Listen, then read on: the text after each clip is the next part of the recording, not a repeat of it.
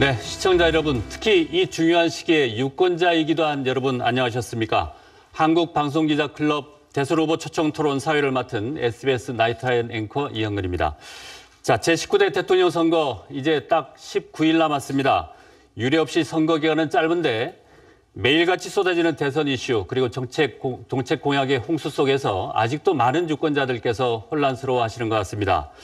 비록 일정은 이렇게 촉박하지만 누가 국민의 마음을 제대로 읽고 있고 또 이 나라를 새롭게 이끌어갈 적임자인지 철저하고 세심한 검증이 어느 때보다 절실한 선거이기도 합니다. 그래서 한국방송기자클럽은 주요 5당의 후보들을 초청해서 토론의 장을 마련했습니다. 오늘은 그 두 번째로 국민의당 안철수 후보 모셨습니다. 바쁜 일정에도 불구하고 자리해 주신 안철수 후보께 따뜻한 박수로 맞아주시기 바랍니다. 네, 안 의원님 지금 공식 선거운동 시작한 지 나흘째인데 요즘 잠은 좀 제대로 주무시고 계십니까? 예, 충분히 자고 있습니다. 네. 단지 아침에 뛰는 마라톤을 하지 못해서 그게 좀 아쉽습니다. 네, 좋아하시는 달리기를 못해서 뭐 선거 초반이니까 아직 컨디션은 괜찮으시죠? 예, 좋습니다. 가진 게 체력밖에 없습니다. 네, 알겠습니다. 자, 오늘 토론은 한국방송기자클럽 6개 방송사 가운데 SBS와 KBS, MBC, CBS가 이 시간 현재 생중계로 보내드리고 있고요. YTN과 MBN은 녹화를 해서 나중에 틀어드리겠습니다. 오늘 토론에 참여할 패널들 소개해드리겠습니다. 화면 왼쪽부터 KBS 최동혁 정치팀장 나오셨습니다. 네, YTN 추은호 해설위원 실장입니다. 네, 그리고 안 의원님 건너서 MBC의 박성준 국회팀장 나오셨습니다. MBN의 장광익 정치부장입니다. 그리고 마지막으로 CBS의 홍재표 정치부장 함께하셨습니다. 자, 오늘 패널분들께서도 각사를 대표해서 그리고 국민을 대신해서 안철수 후보에게 궁금한 점들 가감 없이 기탄 없이 질문해 주시기 바랍니다. 자, 본격적인 토론에 앞서서 안철수 후보의 모두 발언을 청해서 들어보도록 하겠습니다. 시간은 1분 30초입니다. 안 의원님 시작해 주시죠. 사랑하는 국민 여러분, 안철수입니다. 산과 들이 푸르름을 더해가고 있습니다. 이번 대선은 초록 대선입니다. 5월의 푸르름을 데려오는 4월의 비가 선거 첫날부터 촉촉히 내렸습니다. 이번 대선은 공정한 대한민국 만드는 선거입니다. 실력이 백을 이기는 공정한 나라 만들겠습니다. 상속자들의 나라가 아니라 국민의 나라 만들겠습니다. 국민이 요구한 개혁 과제 반드시 실현하겠습니다. 정치개혁, 검찰개혁, 재벌개혁 반드시 하겠습니다. 더 좋은 정권교체 하겠습니다. 안보 외교도 위기입니다. 한미동맹에 기반한 튼튼한 자강 안보로 한반도 평화 지켜내겠습니다. 4차 산업혁명 시대, 대한민국을 세계 최고의 혁신 국가로 만들겠습니다. 정부 모든 부처에 전문가를 배치하겠습니다. 전문가와 토론하면서 현장에서 결정하겠습니다. 말 잘 듣는 사람, 줄 잘 서는 사람이 아니라 전국에서 최고의 인재 찾아 등용하겠습니다. 대한민국 정부 드림팀 보고 싶지 않으십니까? 경제, 안보, 민생을 챙기고 국민의 삶을 돌보겠습니다. 청년들이 꿈꾸는 나라 만들겠습니다. 대한민국을 다시 꿈꾸게 하겠습니다. 젊고 당당한 도전자, 저 안철수, 미래를 여는 첫 번째 대통령 되겠습니다. 고맙습니다. 네, 모두 발언 잘 들었습니다. 이제 본격적인 토론에 들어가 보도록 하겠습니다. 먼저 안 후보께 궁금한 점을 제가 질문을 해드리겠습니다. 자, 지지율 얘기부터 좀 해보겠습니다. 그 당내 경선 이후에 지지율이 수직 상승해서 예언하신 대로 문재인 후보와 양강 구도가 만들어지긴 했습니다. 그런데 지난 주말을 전후해서 상승세가 다소 주춤하더니 최근에는 격차가 조금 더 벌어지는 양상을 보이고 있는데요. 이른바 안풍이 꺾인 건가요? 어떻게 보십니까? 예, 우선은 제가 여러 가지 예측을 하는데 많이 맞았습니다. 네. 그 이유는 저는 제 개인적인 이해타산 생각하지 않고 네. 객관적인 사실과 흐름, 특히 역사의 흐름, 시대 정신을 보고 예측을 하고 있습니다. 네. 그래서 많이 맞는데 그 지도자라면 어느 정도 예측력을 가져야만 한다고 생각합니다. 그래야 국가가 조금이라도 빨리 방향을 잡아서 나갈 수 있는 것 아니겠습니까? 네. 그리고 이제 지지율 말씀하십니다만 저는 지금까지 지지율 보면서 정치하지 않았습니다. 국민만 보고 정치했습니다. 결국은 저는 제가 가진 그 소신, 정책, 리더십, 그리고 가치관 말씀을 드리면 그것을 국민들께서 객관적으로 평가해 주실 거라고 믿습니다. 그래서 저는 지금까지 그렇게 정치해 왔다는 말씀드리겠습니다. 네. 여전히 뭐 승리를 장담하고 계신 것 같은데요. 네. 근데 여론조사 내용을 보면 경쟁자인 이제 문재인 후보와 비교를 해보면 당선 가능성, 특히 지지자들의 견고성에 있어서는 안철수 후보께서 상당히 좀 상대적으로 약하다는 평가가 나오고 있습니다. 그런 분석도 있고요. 그런 지적에 대해서는 어떻게 뭐 상황이 좀 달라질 수 있다고 보십니까? 저는 이번 대선은 정말 중요한 역사적인 분기점이 되리라고 믿습니다. 이번 대선을 계기로 지금까지 정치인들이 갈라놓았던 국민들이 다시 통합할 수 있는 계기가 이번 대선이라고 봅니다. 즉 지금까지 이념으로 나뉘어지고 지역으로 나뉘어진 것이 이번 선거를 계기로 합쳐질 수 있겠다는 희망을 가지고 있고 제가 그 일을 이루기 위해서 정말 최선을 다해서 노력하고 있습니다. 네. 어제 두 번째 TV 토론이 있었습니다. 그야말로 난타전이 벌어졌는데, 뭐 다 하시고 나서 결과적으로 뭐 어떻게 스스로 평가를 하고 계십니까? 잘 하셨다고 보시나요? 처음 시도되는 그런 형식입니다. 저는 이번 대선은 워낙 기간이 짧은 만큼 후보자들에 대한 검증이 제대로 이루어져야 한다고 생각합니다. 그래서 그런 관점에서는 여러 가지 다양한 형식들을 이제 도입을 하게 되면 그 후보들이 각각 가지고 있는 여러 가지 측면들을 국민들이 보고 판단하실 수 있을 겁니다. 그래서 이번 대선에 그런 다양한 시도 저는 얼마든지 환영합니다. 네. 어제 토론의 형식 자체는 크게 부담이 없었다는 말씀이신가요, 그럼? 부담 없었습니다. 그리고 좀 더 그 자유롭게 무대에서 다닐 수 있었으면 네. 좀 더 자연스럽지 않았을까 생각합니다. 네. 근데 그 공교롭게도 1차 TV 토론 이후에 지지율 상승세가 주춤했습니다.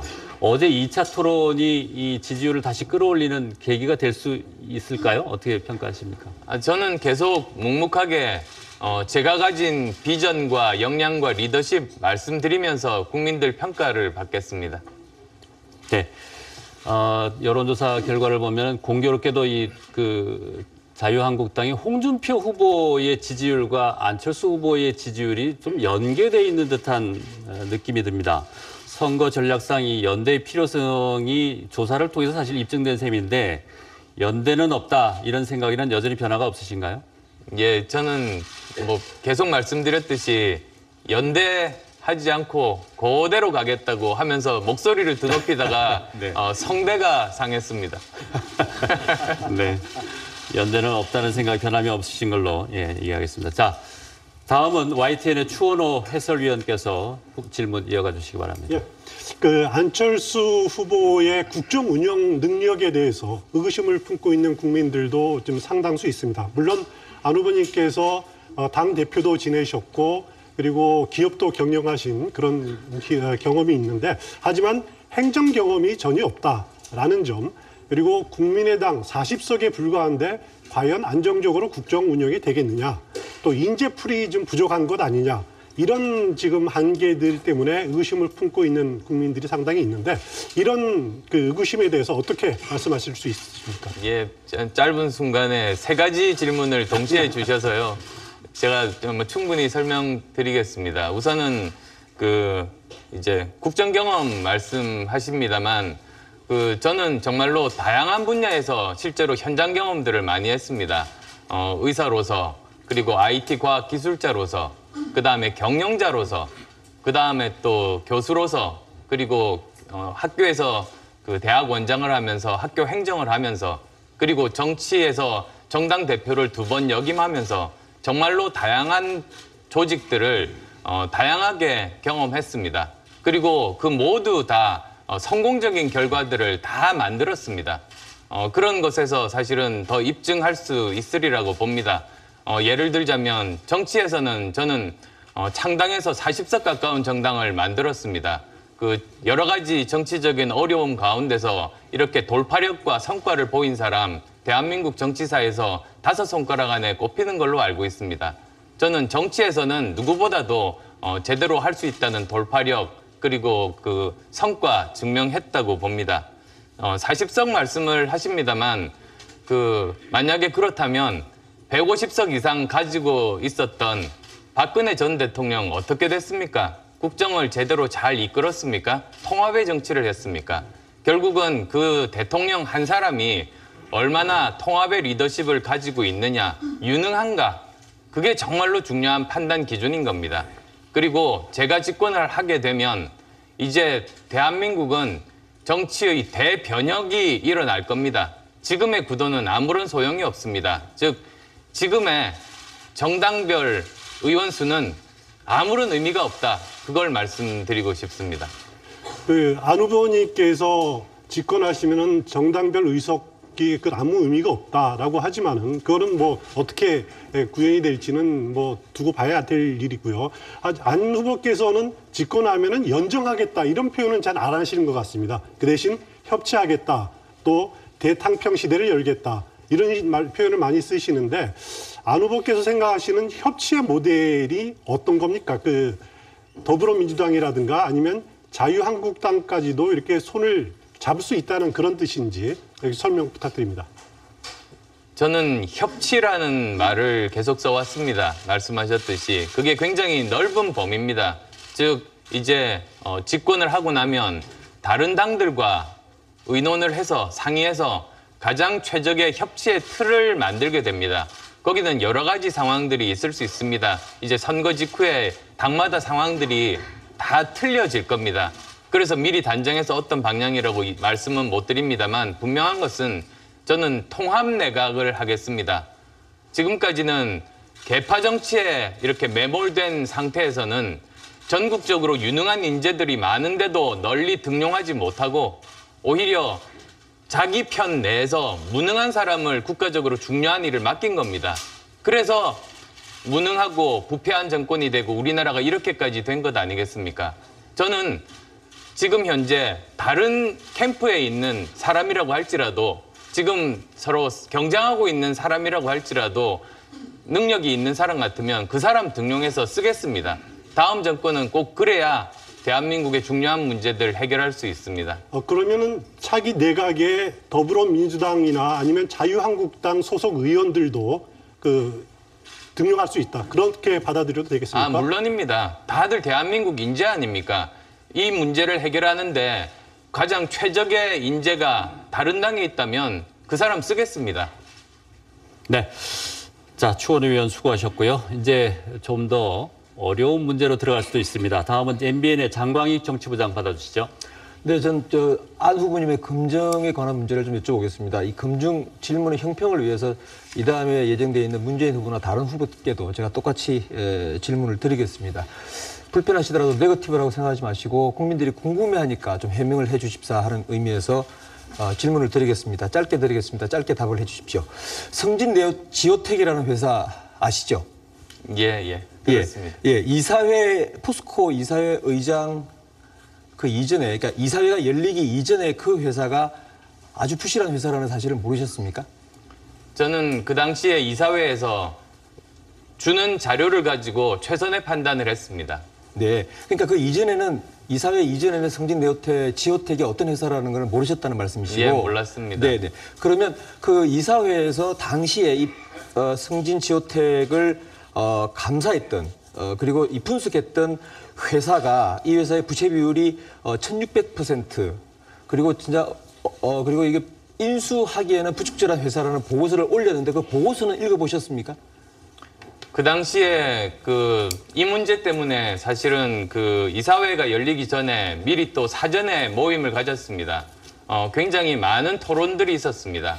그리고 여러 가지 자료를 바탕으로 그 인수가에 대해서도 분석을 하고 여러 가지를 판단해서 그때 이사회에서 통과된 걸로 기억합니다. 네, 그때 이 회사 인수에 대해서 찬성표를 던지셨죠?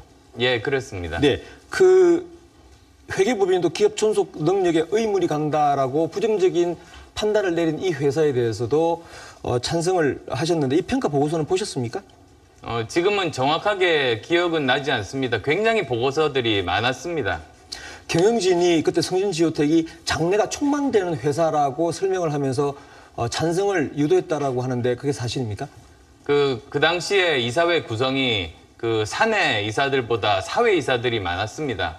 그래서 사회 이사들이 충분히 납득될 때까지 이렇게 질문을 던지고 설명을 들었습니다. 그러면 우리 후보님께서도 당시에 의장으로서 충분히 납득하셨다는 말씀이시군요. 그 당시에 그 회사 측의 설명에 따라서 판단했습니다. 네. 자, 회사 측의 설명에 따라서 판단을 하셨는데 당시에 후보님은 안랩이라고 하는 정말 한국에서는 대표적인 바이러스 치료 회사를 만드셨고 기업 경영도 해보셨고 하셨던 분인데 이렇게 부실 보고서가 올라왔음에도 불구하고 그 부실 보고서를 보시고 나서도 회사 측의 설명이 장래가 촉망된다는 그 설명만 믿고 찬성을 결국은 하셨습니다. 근데 아시다시피 이 회사는 결국은 포스코에게 1,592억 원의 피해를 줬고 당시 정준양 포스코 회장을 이 검찰에 불려와서 조사를 받게 한 그 단초가 됐다는 겁니다. 근데 안랩이라는 회사를 직접 경영을 하셨는데도 이렇게 보고서도 보고 설명을 듣고 하셨는데 그 회사가 인수하는 게 적절하다고 판단을 하셨습니까? 그 인수할 당시에 여러 가지 그 정황에 대해서 면밀히 분석하고 검토하고 그 다음에 거기에 대해서 이제 이사회에서 통과하는 그런 적법한 절차를 거쳤습니다. 그리고 뭐 거기에 대해서도 추후에 여러 가지 조사들이 있었던 걸로 알고 있습니다만 결국은 그 인수 과정 자체에는 문제가 없었던 걸로 지금 판명이 네, 제가 나 말씀드리는 있습니다. 것은 인수 과정에 관한 문제가 아니고 안 후보께서 그 부실 회사라고 하는 그 사전 보고를 받으셨음에도 불구하고 회사의 설명을 듣고 그 어떻게 부실한 회사라는 게 다 이렇게 나와 있는데도 그 기업을 직접 경영하신 분이 이렇게 보면 이건 회사 측 설명이 틀렸다. 회계법인의 감사 보고서가 맞는 것 같은데라고 생각을 안 하셨는지요? 그 당시에 보고서가 굉장히 많았다고 말씀드렸습니다. 그리고 여러 가지 보고서들을 가지고 종합적으로 뭐 저 혼자 제가 결정한 게 아닙니다. 그 많은 이사들이 특히 이제 사회 이사들이 여러 가지 질문을 하고 그래서 결정한 것입니다. 이사회에서. 그러니까 그 안 후보님께서도 그걸 설명을 들으시고 이 회사는 지금은 부실하지만 장래가 촉망되는 회사이니까 포스코가 인수하는 게 옳다 이렇게 판단하셨다는 것이죠? 결국은 그 회사를 인수한 회사를 성공하게 만드는 것은 그 경영진의 의지 아니겠습니까? 그래서 경영진에서 충분히 그런 의지를 표명을 하고 여러 가지 계획들도 들었습니다. 네, 장광익 부장님. 초반부터 이 한 가지만 검증의 더. 열기가 짙어지다 보니까 좀 시간이 조금 지연되는 듯한 느낌이 있습니다. 아주 컴팩트하게 좀 진행을 해주시죠. 예. 추가 질문 하시겠습니까? 예. 네. 제가 이 질문을 이렇게 이제 집요하게 여쭤보는 건 다른 게 아니고요. 이 성진지오텍이라는 회사가 결국은 1,500 상당의 부실을 포스코에 안겼고 그리고 결국 이 회사 인수는 실패로 끝났습니다. 다음에 대통령이 되셔서 국가를 경영하시고 판단하실 때 참모가 이런 잘못된 보고를 드릴 때는 그때도 이렇게 이런 판단을 내리실 건지 그에 대해서 제가 검증을 해보고 싶어서 여쭤봤던 겁니다. 여러 가지 그 경우들이 있을 수 있습니다. 성공한 경우도 있고 실패한 경우도 분명히 있을 겁니다.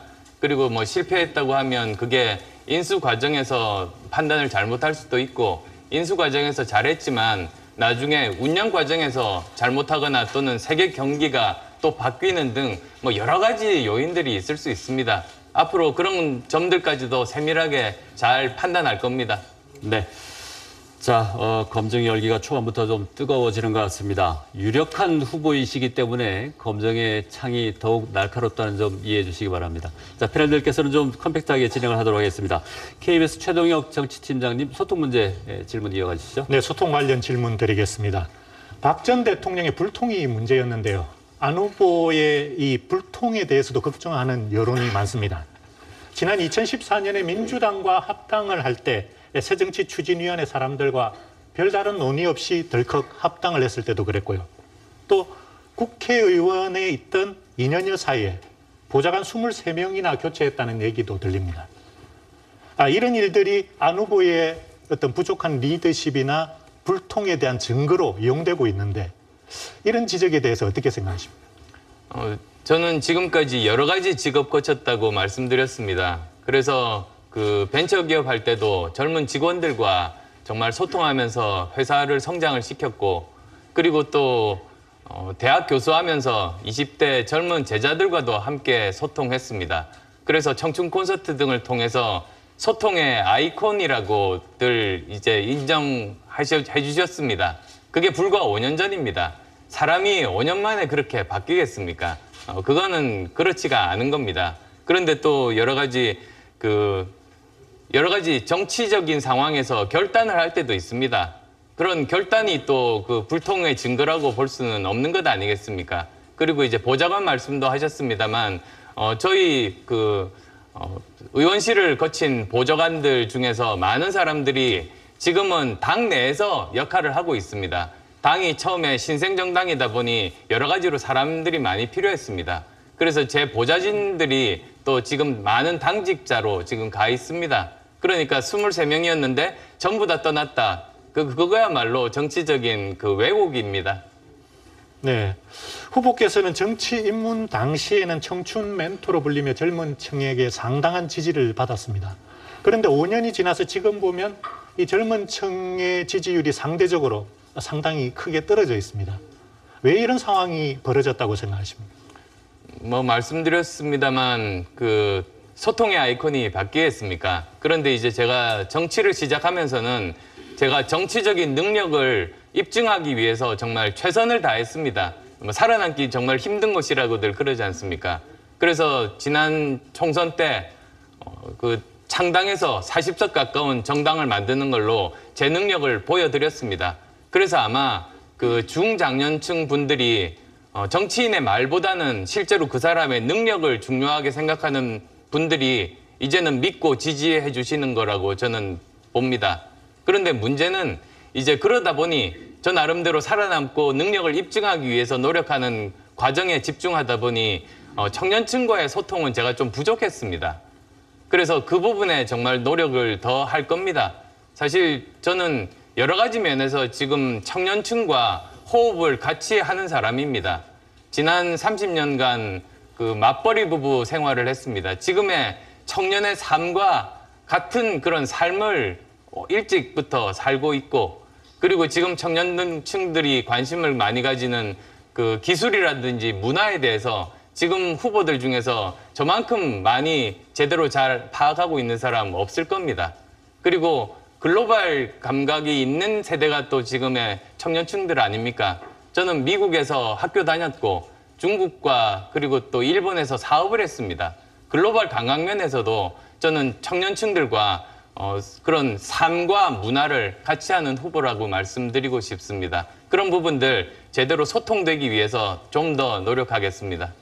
네, 최정희 팀장 고생하셨습니다. 자, 다음은 화제를 안보 쪽으로 돌려보겠습니다. MBC 박성준 국회팀장 받아주시죠. 네. 어젯밤 TV 토론에서 가장 뜨거운 쟁점은 안보였습니다. 네, 그래서 어젯밤 TV 토론 중에 하신 말씀에 대해서 조금 자세하게 다시 여쭤보겠습니다. 먼저 김대중 전 대통령 시절의 대북 송금 문제나 햇볕 정책에 대해서 대북 송금 문제에 대해서는 문제는 많았지만 의도는 그렇지 않은 것으로 안다. 그리고 송금 문제나 햇볕 정책에 대해서 공과 과가 있다. 이런 말씀을 하셨습니다. 네. 근데 이게 무엇이 공이고 무엇을 과로 평가하시는지 좀 자세히 규정을 해주시면 좋겠습니다. 우리가 모두 원하는 정말 우리가 도달하고자 하는 목표가 평화로운 한반도 그리고 평화통일 아니겠습니까? 통일되지 않으면 정말 궁극적으로 우리가 평화로운 상황을 만들기가 정말로 어려운 겁니다. 그 도중에 여러 가지 가는 과정에 대해서 여러 가지 방법론에 대한 이견들이 굉장히 많습니다. 거기에 따라서 여러 가지 갈등들이 있어 왔습니다. 여러 가지 지난 진보 정권 그리고 보수 정권을 통해서 정말로 다양한 시도들이 있었습니다. 거기서 우리가 어떤 것에 대해서 실패했다면 거기에 대해서는 다시 실패를 반복하지 않을 수 있도록 교훈을 얻어야 되고, 그중에서 우리가 잘된 점이 있다면 그건 계승해야 되고, 그런 큰 원칙 하에서 저는 말씀을 드리는 겁니다. 그래서 예를 들면 햇볕 정책도 햇볕 정책에서 가장 기반이고 그 시작점은 두 가지입니다. 튼튼한 안보, 그리고 굳건한 한미동맹입니다. 그 두 가지가 없는 상태에서는 그 햇볕 정책을 시도하기가 어렵다는 것이 이제 김대중 대통령의 생각이었습니다. 그 점에 대해서 저는 전적으로 동의하는 겁니다. 그리고 그것을 기반으로 해서 저는 자강 안보해야 된다. 튼튼한 한미 동맹을 바탕으로 해서 우리 스스로 우리 몸을 지킬 수 있는 그런 국방력을 길러야 한다. 그게 제가 지금 가지고 있는 철학입니다. 네. 그러면 그 보수 쪽에서 얘기하는 퍼주기식 대북 정책이었다. 그것에 대해서는 동의하십니까? 그것도 의도와 이제 결과가 다른 부분 아니었는가 싶습니다. 그래서도 저는 지금 현재 대북 제재 국면 아닙니까? 지금 이제 어떻게 하는가가 중요합니다. 우선 대북 제재를 왜 하는가에 대해서 저는 질문을 던져야 된다고 봅니다. 대북 제재를 통해서 우리가 무엇을 얻고자 하는 것인가? 대북 제재를 통해서 한 체제가 붕괴되지는 못합니다. 그런 전례는 찾기가 힘듭니다. 그러면 우리가 제재를 하는 이유는 무엇인가? 그것은 우리가 원하는 시기에 원하는 조건의 협상 테이블을 만들고자 함입니다. 그래서 저는 지금 현재 그 대북 제재를 더 강화하면서 동시에 적절한 시기에 물밑 대화를 통해서 우리가 원하는 시기에 원하는 조건의 협상 테이블을 만드는 것이 바람직하다는 생각을 하고 있습니다. 그렇게 해야 우리가 원하는 그런 협상 테이블이 만들어질 수 있는 것 아니겠습니까? 네. 그리고 문재인 후보는 어제 그 주정 문제에 관련해서요. 대통령이 될 사람이 할 발언은 아니다. 이런 입장을 보였습니다. 이런 발언에 대해서, 이런 답변에 대한 안 후보님의 평가는 어떻습니까? 저는 그 점에 대해서 문재인 후보와 동의하지 않습니다. 이미 국방 백서에 주적으로 명시되어 있습니다. 그리고 지금 남북 대치 국면 아니겠습니까? 이런 상황에서 북한은 주적입니다. 네. 그리고 또 한 가지만 더 덧붙이자면 주적이면서 동시에 또 우리는 그 평화 통일을 이루어야 되는 그런 문제가 있는 겁니다. 그래서 주적임과 동시에 우리의 이제 그 대화 상대, 결국은 평화 통일을 이루어야 되는 상대라는데 굉장히 우리 모두의 고민이 있는 겁니다. 네. 방금 대화를 말씀하셨는데요. 최근 언론 인터뷰에서 김정은은 전 세계의 골칫덩어리다. 이런 말씀도 하셨는데, 짧게 여쭤본다면 북한 김정은을 대화 상대로 인정하십니까? 지금 정말 골칫덩어리입니다. 예측 불가능합니다. 이 문제를 이제 우리나라도 적극적으로 풀기 위해서 나서야 합니다만, 저는 이제 미국과 중국이 정말로 중요한 역할을 해야 된다고 봅니다. 그래서 저는 가능한 한 빠른 시기에 지금 한미 그 정상회담부터 열어야 되는 겁니다. 가장 지금 시급한 게 안보 문제입니다. 외교 문제입니다. 지금 먼저 반기문 전 총장을 그 특사로 파견해서 여러 그 강대국들과 미리 정지 작업을 하는 역할을 부탁드려야 된다고 봅니다. 우리나라의 소중한 외교 자산 아니겠습니까? 그리고 가능한 한 빠른 시간 내에 이제 한미 정상회담을 열어서 특히 북한 문제에 대해서 어떻게 할 것인지를 먼저 서로 협의가 돼야 됩니다. 그래서 전략적으로 보조를 맞추는 것이 굉장히 중요합니다. 네, 한 질문만 더 드리겠습니다. 집권하실 경우에 취임 직후에 북측에서 갑작스럽게 대화를 제의해 오는데, 특히 남북 정상회담을 제의해 올 경우에 어떻게 대처하실 생각인지 말씀해 주십시오. 저는 정상회담을 위한 정상회담은 단호하게 반대입니다. 이게 정상회담 자체가 목적이 돼서는 안 됩니다. 이 북핵 문제를 푸는 수단일 때, 그리고 북핵 문제를 풀 수 있을 때, 그때 하나의 수단으로 정상회담이 필요한 것 아니겠습니까? 그리고 또 아까 그 정상회담 이제 외국과 말씀드릴 때 제가 또 잊어버린 사항 하나 좀 말씀을 드리고 싶은데요. 그 시진핑과 이제 도널드 트럼프 대통령 회담 가운데서 이제 흘러나온 얘기 중에 하나가 그 한국이 중국의 한 부분이었다는 이야기가 흘러나왔습니다. 저는 물론 이게 사실 확인이 돼야 되겠습니다만 만약에 그게 사실이라면 중국은 역사 공부 다시 하셔야 됩니다.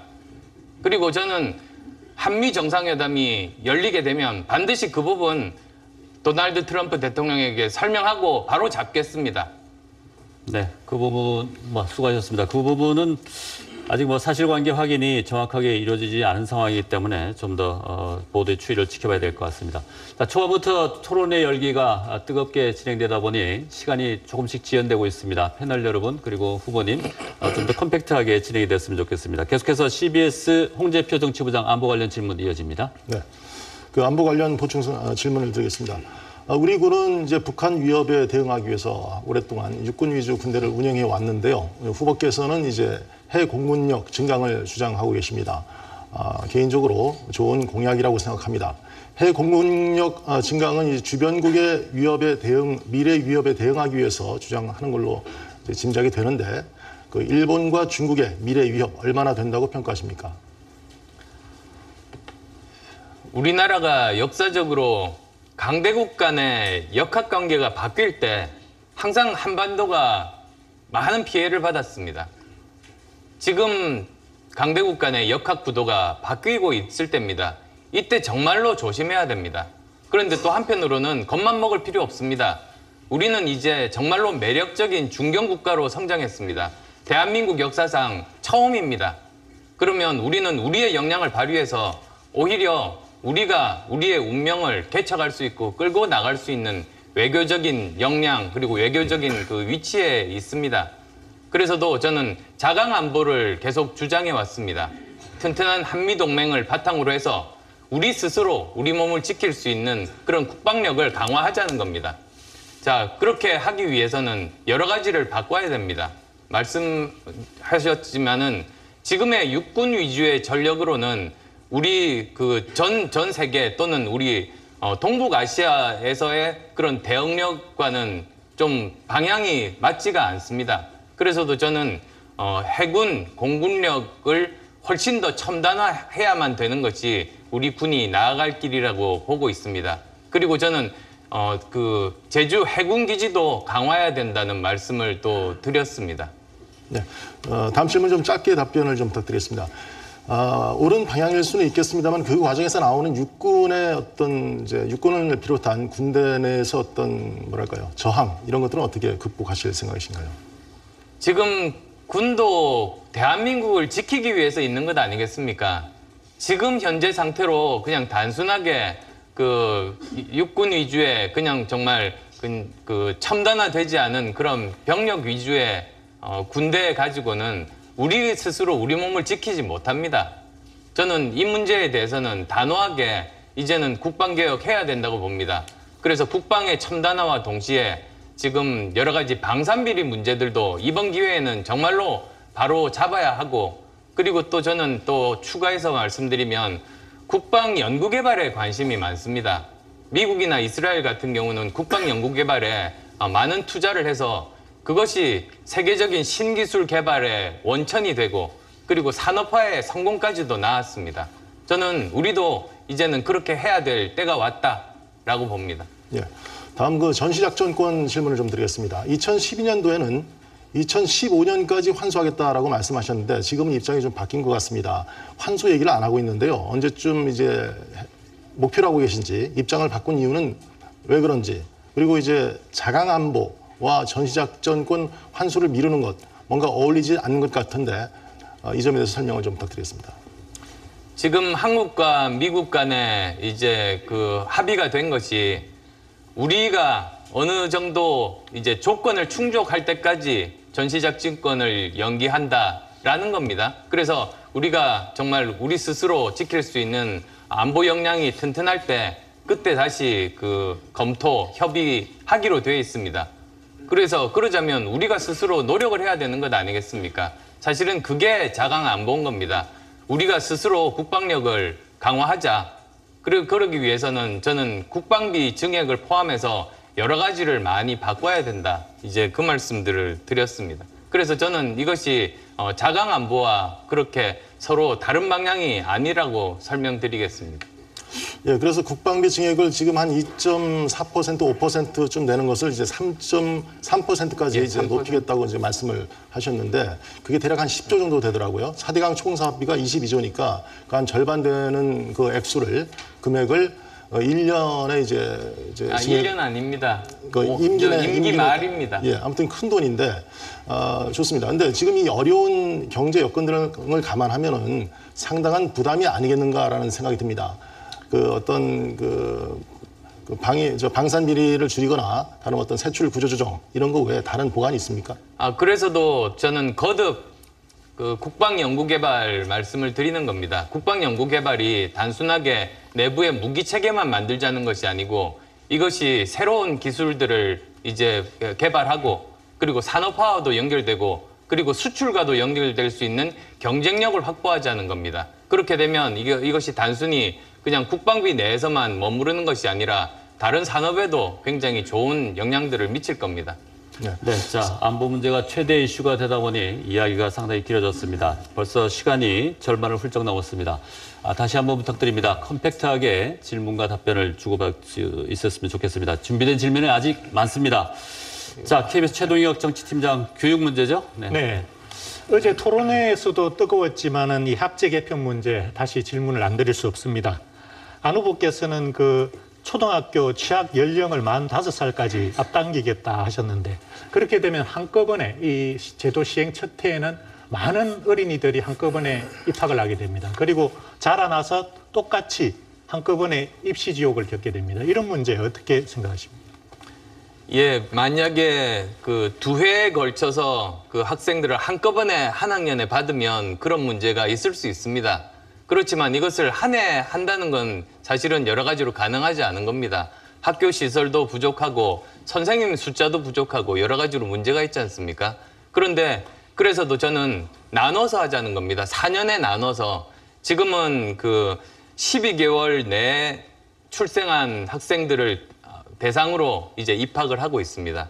저는 그것이 아니라 4년에 걸쳐서 이제 나누자는 겁니다. 즉 12개월이 아니라 15개월, 1년 3개월 정도 내에 출생한 학생들을 한 학년에 입학을 하게 하면 이 문제는 자연스럽게 사라집니다. 더구나 지금은 그 출생 아동 숫자가 줄고 있기 때문에 지금은 이런 재구상이 가능할 수 있다는 말씀드리겠습니다. 그 학제 개편 문제가 이 교육의 근간을 흔드는 문제라서 여러 가지 지적 사항이 많습니다. 학계에서도 그렇고요. 그 중학교 같은 경우 5학년으로 한꺼번에 제도를 시행하게 되면은 그 방금 말씀하신 대로 교사 수도 늘려야 되고 전국의 모든 중학교에 그 교실이나 이런 것도 5학년에 맞게 증설해야 됩니다. 이런 모든 문제가 임기 내에 가능하십니까? 우선은 제가 이 말씀부터 드리겠습니다. 제가 왜 교육개혁을 주장하는가? 지금은 창의적인 인재를 길러야 하는 겁니다. 그 다음에 또 학교를 졸업한 이후에 중년층, 장년층, 노년층도 국가가 책임지고 교육을 해야 되는 시대입니다. 그래서 근본적인 틀을 바꾸지 않으면 우리나라가 이 위기에서 탈출하기 어렵다는 문제의식에서 출발합니다. 자, 그런데 그 중에서도 이제 왜 학제 개편을 해야만 되는가입니다. 그것은 우리가 1951년에 지금의 학제를 도입한 이래로 지난 66년간 창의적인 인재를 기르는 교육의 시도를 무수히 해봤습니다. 제가 보기에는 시도 안 한 그런 방법이 거의 없습니다. 그런데 그럼에도 불구하고 지금 초중고 12년 그 교육이 입시 준비만 하고 있게 되는 겁니다.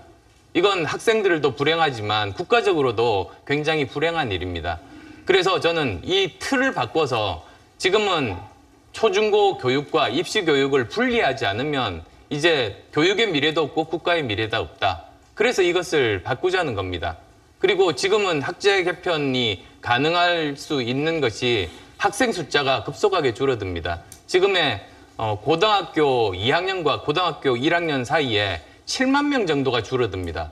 굉장히 급속하게 줄어들고 있습니다. 따라서 지금은 이렇게 학생 숫자가 줄어들고 있어서 새롭게 추가로 학교를 증설하지 않더라도 충분히 지금 이런 것들이 가능한 시기라고 판단합니다. 네. 후보님 혹시 교육 부득이하게 제가 열기는 뜨겁습니다만 부득이하게 원활한 진행을 위해서 제가 좀 개입을 하지 않을 수 없게 됐습니다. 자, 시간이 많이 밀리고 있기 때문에 준비한 질문은 많으시겠지만 준비한 질문에 한두 가지 정도만 해서 추려서 질문을 해주시기 바랍니다. 다음 질문으로 부득이하게 넘어가겠습니다. YTN 추원호 해설위원 실장님. 예, 안 후보님 집권하시면은 가장 먼저 일할 국무총리 염두에 두고 있는 분이 계십니까? 총리 자격이 있는 분들 많으십니다. 그리고 총리뿐만 아닙니다.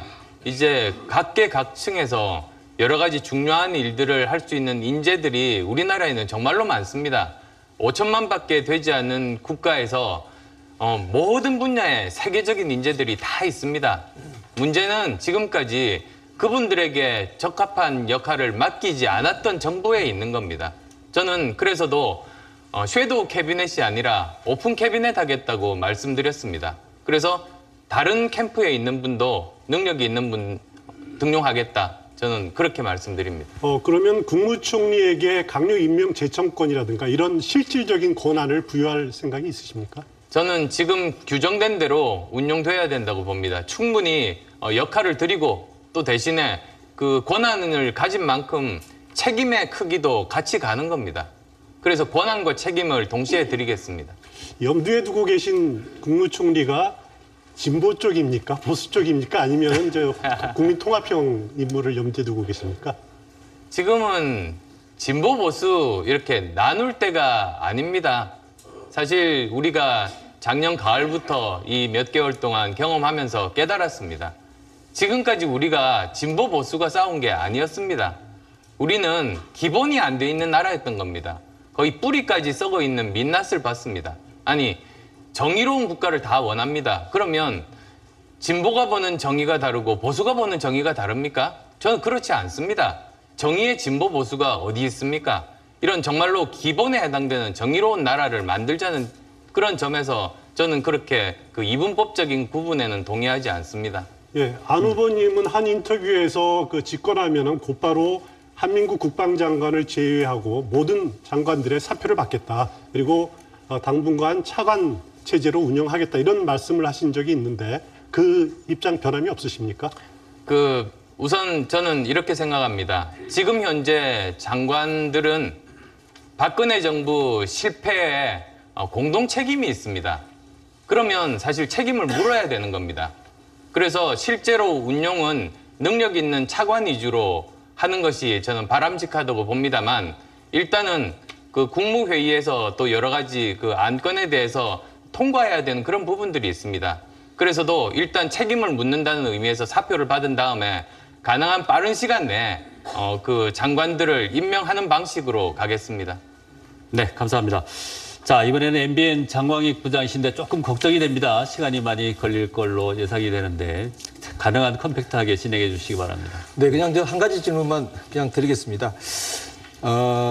정치적인 라이벌이라고 하면 문재인 후보가 가장 라이벌이신데요. 5년 전에는 대권 후보를 양보하셨고 또 1년 반쯤인가요? 그때는 새정치민주연합에 가셨다가 또 탈당도 하셨고 하셨는데 과거랑 비교해 보면 지금 문재인 후보가 바뀐 것과 바뀌지 않은 것이 있다면 어떤 게 있다고 판단을 하십니까? 글쎄요, 지금 뭐 서로 이제 열심히 경쟁하는 후보를 제가 평가하는 건 적절하지 않습니다. 네. 그러니까 말씀을 하시기가 좀 거북스럽다는 그건 말씀이신가요? 사실은 그 평가는 국민들의 몫이라고 생각합니다. 저는 이제 정치를 하면서 여의도 정치가 왜 국민들로부터 신뢰를 얻고 있지 못한가를 저는 봤습니다. 왜냐하면 여의도에서는 상대 정치인을 공격을 해서 두드려 눕히면 자기가 이긴다고 생각하는 겁니다. 그런데 그렇지가 않지 않습니까? 그 모든 과정을 국민께서 보시고 국민이 심판을 합니다. 쓰러져 있는 사람도 국민이 손을 잡아서 이렇게 세워주면 그 사람이 승자가 되는 겁니다. 그게 이제 정치의 기본 아닙니까? 그래서 저는 경쟁 상대인 정치인 보고 정치하지 않습니다. 저는 정말로 국민만 보고 그리고 거기에 따라서 평가받겠다는 그런 마음으로 하고 있습니다. 네, 두 분 수고하셨습니다. 지금 여러분께서는 한국방송기자클럽이 주최하고 있는 안철수 대선 후보 초청 토론회를 보고 계십니다. 다음은 CBS 홍재표 정치부장이신데요. 자, 질문을 준비한 건 많지만 한 가지씩만 하는 걸로 제안을 하겠습니다. 네. 네. 사교육비 관련해서 질문을 드리겠습니다. 이 과중한 사교육비 때문에 이제 가게에 쓸 돈이 없습니다. 가뜩이나 어려운 우리 경제를 짓누르고 있는 요소인데요. 학생들 입장에서도 소위 이제 공부 지옥에 갇혀 있습니다. 학생들을 이 지옥에서 해방시킬 수 있는 어떤 대전환기적인 어떤 방안을 발표하실 용의는 없습니까? 제가 교육개혁 3가지 방향을 말씀드렸습니다. 우선은 지금 정부의 컨트롤 타워를 바꿔야 됩니다. 그래서 지금 교육부 폐지하고 장기적인 10년 계획을 합의하는 국가교육위원회를 만들자는 것. 그다음 2번째가 학제 개편입니다. 그리고 3번째가 평생교육 강화인데요. 학제 개편하는 이유가 바로 지금 말씀하셨던 사교육을 혁명적으로 절감할 수 있기 때문입니다. 지금 사교육은 입시 준비를 하고 있습니다. 그런데 지금 초중고 교육을 입시와 분리를 하는 그런 학제 개편을 하게 되면 그러면 이제는 그 사교육비가 획기적으로 줄 수 있는 겁니다. 네, 다음은 MBC 박성준 팀장입니다. 네, 제가 안보 분야 질문을 준비를 해와서 제가 안보 분야 질문 하나만 더 드리겠습니다. 지난 2010년 11월 북한 연평도 포격 도발 사건, 네, 이 가정법입니다만은 이 사안에 대해서 여러 가지 확전, 자제 이런 메시지 때문에 논란들이 있었습니다. 집권하실 경우 가정법적으로 이러한 유사한 북한의 도발이 있을 경우 연평도 포격 도발 같은 어떻게 대응하실 건지 좀 설명해 주십시오. 예, 저는 그 상황에서 우리는 그 연평도에 포격을 했던 그 포대 거기에 대해서는 우리가 보복을 했어야 된다고 봅니다. 그렇게 해야 다시 그런 도발을 하지 않을 수 있을 것 아니겠습니까? 만약에 관련해서요. 만약에 집권하신 뒤에 북한이 ICBM 대륙간 탄도 미사일을 발사한 것이 영공을 침범한다면 즉각적으로 요격 명령을 내리시겠습니까? 영공이라는 게 대한민국 영공입니까? 대한민국 영공 맞습니다. 네. 대한민국 영공이라면 당연히 지금 우리 방어 체계들을 총동원해서 그것을 막아야 됩니다. 네, 즉각적으로 요격 명령을 내리시겠다는 건가요? 예, 그렇습니다. 알겠습니다. 자, 네, 마지막으로 제가 좀 질문을 드려보겠습니다. 이건 좀 가볍게 해도 되고 또 생각에 따라서 좀 신중하게 말씀하셔도 될 것 같은데. 자, 정치인으로 변신한 안철수 정치인의 트레이드 마크는 새정치였습니다. 국민들의 기대도 그 부분에서 상당히 컸던 거고요. 그러나 새정치가 과연 무엇인지 개념이 모호하다는 지적이 아직도 많이 있습니다. 국민의당 창당하시면서 끌어들인 인물들 가운데는 이런 새정치의 이미지와 좀 맞지 않는 듯한 그런 분들도 상당히 있어서 과연 안철수 정치인의 새정치는 여전히 살아있는 것인가? 새정치는 과연 무엇인가? 의문을 갖는 분들이 많습니다. 이번 기회에 좀 구체적으로 설명을 해 주시죠. 새정치는 기득권 정치와 싸우는 겁니다. 정치가 뭡니까? 정치는 세상 바꾸는 일입니다. 그런데 실제로는 세상 바뀌는 것을 막고 있는 정치가 있습니다. 지금 이 상태 유지하려는 정치가 있습니다. 그게 바로 기득권 정치입니다. 바뀌지 않는 게 좋은 것 아니겠습니까? 그래서 저는 예전부터 새정치가 뭐냐고 질문 받을 때마다 똑같이 말씀드렸습니다.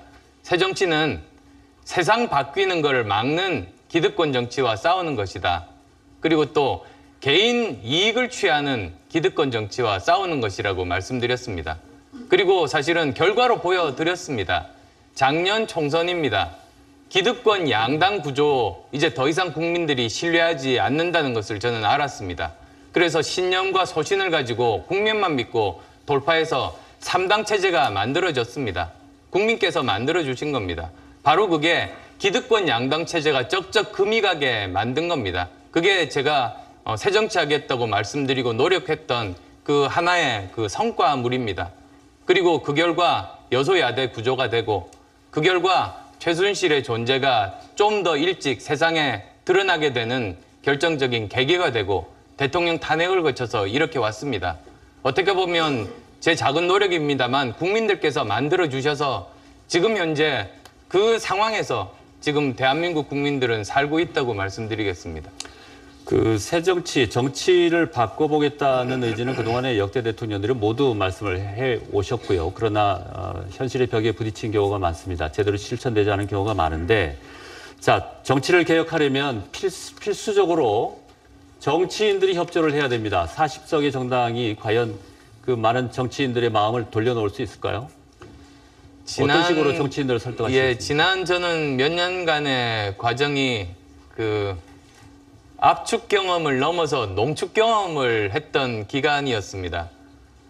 그리고 짧은 기간이지만 당대표도 2번 하고 전국적인 선거도 정치인으로서 지휘할 수 있는 모든 선거들을 다 지휘를 했습니다. 그리고 거의 대부분의 선거에서 승리를 했습니다만 그 과정들을 통해서 저는 제가 어떤 일을 하려고 할 때 누가 어떤 방식으로 이제 방해하기 시작하고 그럼에도 불구하고 그것을 뚫고 제 뜻을 관철시키기 위해서는 어떻게 해야 되는가를 저는 나름대로 알았습니다. 그리고 저는 이미 또 뭐 선거뿐만이 아닙니다. 지금 여러 가지로 뭐 이견이 있는 걸로 알고 있습니다만 김영란법만 해도 그때가 재작년 2월 국회일 겁니다. 그때 통과 무산 직전까지 갔었습니다. 제가 그때 새누리당 원내대표를 찾아갔습니다. 그래서 설득한 끝에 이제 다시 논의 재개하겠다는 약속을 받아내고 야당 원내대표를 찾아가서 또 약속을 받아내서 통과시켰습니다. 저는 이미 여야를 넘나들어서 법안을 통과시켰던 전례가 있습니다. 네, 알겠습니다. 자, MBN의 장광익 부장님 추가 질문해 주시죠. 예, 최근에 그 언론 인터뷰를 보면 재밌는 부분이 좀 있어서요. 우리나라 정치에서 나 홀로 40석의 정당을 만든 사람이 우리 정치사의 5손가락 안에 꼽는다. 그러니까 안 후보를 포함해서요. 그리고 혼자서 창당해서 40석 가까이 만든 사람은 삼김을 포함해서 저뿐이다라는 말씀도 하셨고요. 혼자서 하셨다는 말씀을 참 많이 하십니다. 선거 포스터에도 당명은 없고 안 후보님 얼굴 혼자만 나오고 있습니다. 이게 과연 혼자서 하는 이 단독 플레이가 자꾸 부각이 되는데 당은 없고 혼자만 남아있는 이것이 국민들은 좀 갸우뚱하시는 분들도 있습니다. 좀 어떻게 생각하십니까? 저는 리더십에 대해서 여러 가지 질문을 받으면서 거기에 대해서 이제 답을 드린 겁니다. 그리고 저는 포스터 말씀을 하셨으니까요. 사실은 포스터 보고 처음에는 굉장히 반대들이 많았습니다. 우리가 정말 처음 보는 그런 대선 포스터 아니겠습니까? 근데 그런 것이 지금 우리 사회에 필요한 겁니다. 국민들이 원하는 겁니다. 국민들은 우리 대한민국이 바뀌기를 바라고 있습니다. 그래서 저는 선거 포스터를 통해서라도 우리 대한민국이 어떻게 바뀔 수 있다는 걸 보여드리고 싶었습니다. 바뀌려면 2가지가 필요합니다. 우선 첫 번째는 정말로 창의적이고 능력 있는 사람에게 그 일을 맡겨야 됩니다. 2번째는 창의적이다 보니 새로운 시도다 보니 반대가 많습니다. 그러면 리더는 그 반대를 다 설득해서 이것을 관철시켜야 되는 겁니다. 안 그러면 사실은 지금 현재 국민의당 포스터가 민주당이라든지 다른 당에서 만약에 그 아이디어로 나왔으면 도중에 다 묻혔을 겁니다. 무산됐을 겁니다. 그 혁신이 일어날 수가 없습니다. 그래서 저는 지금 현재 선거 벽보를 보면 대한민국의 미래가 보인다고 감히 말씀드리고 싶습니다. 다른 1번, 2번, 또 4번, 5번은 예전 포스터 그대로입니다. 즉, 집권해도 대한민국은 바뀌지 않는다는 뜻입니다. 3번은 대한민국이 바뀐다는 상징입니다. 네, 아주 짧은 질문 하나를 더 할 수 있을 것 같은데 2분이 지금 신청하셨어요. 홍 대표 팀장이 먼저 하셨기 때문에 짧게. 지금 후보께서는 대북 제재와 민족화의 투트랙 정책을 계속하겠다고 하셨는데요. 민족화의 걸림돌이 될 수 있는 요인 중에 하나가 국가보안법이다 이런 주장도 나오고 있습니다. 국가보안법 폐지 또는 개정을 하실 용의가 있으신지요? 국가보안법 폐지는 아닙니다. 저는 지금 이제 시대가 많이 흘렀지 않습니까? 그러면 사실은 모든 법이 지금 현재에 맞게 개정 필요성들이 모든 법에서 다 생길 수 있습니다. 저는 국가보안법도 마찬가지 관점에서 그중에서 이제 시대 흐름에 따라서 지금 현실에 맞는 것들 존속시키고 맞지 않는 것들을 바꿔나가는 건 당연하다고 봅니다. 네, 자 안철수 후보님 그리고 패널 여러분 준비한 질문은 많지만 시간 관계상 여기서 끝내야 되겠습니다. 자 수고 많으셨고요. 마지막으로 국민들께 하시고 싶은 말씀 마무리 발언으로 30초 드리겠습니다. 네. 사랑하는 국민 여러분, 1987년 우리 국민은 군사 독재를 끝내고 직선제를 쟁취했습니다. 1997년 우리 국민은 IMF 위기 속에서 50년 만에 정권 교체 선택하셨습니다. 2017년 우리 국민은 대통령을 파면하고 국민 주권을 선언하셨습니다. 이제는 미래를 말할 때입니다. 산업화, 민주화 시대를 넘어서 미래로 나갈 때입니다. 청년들의 절망, 어머니, 아버지의 고단함, 어르신들의 불안에 정치가 답해야 합니다. 국민을 다시 꿈꿀 수 있게 해줄 대통령 뽑아야 합니다. 더 좋은 정권 교체 선택해 주십시오. 5월 10일 그 위대한 변화가 시작됩니다. 미래를 여는 첫 번째 대통령이 되겠습니다. 고맙습니다. 네, 한국방송기자클럽이 마련한 국민의당 안철수 대선 후보 초청 토론 어떻게 보셨습니까? 시간이 길지 않아서 준비한 질문을 다 소화하지도 못했습니다. 아쉬움이 없진 않은데 유권자분들의 현명한 선택에 도움이 됐으면 좋겠습니다. 오늘 성의 있는 답변과 질문을 해주신 안철수 후보님 그리고 패널 여러분 수고하셨습니다. 자, 내일은 유승민 바른정당 후보와 함께합니다. 많은 관심을 부탁드리고요. 시청해주신 여러분 감사합니다.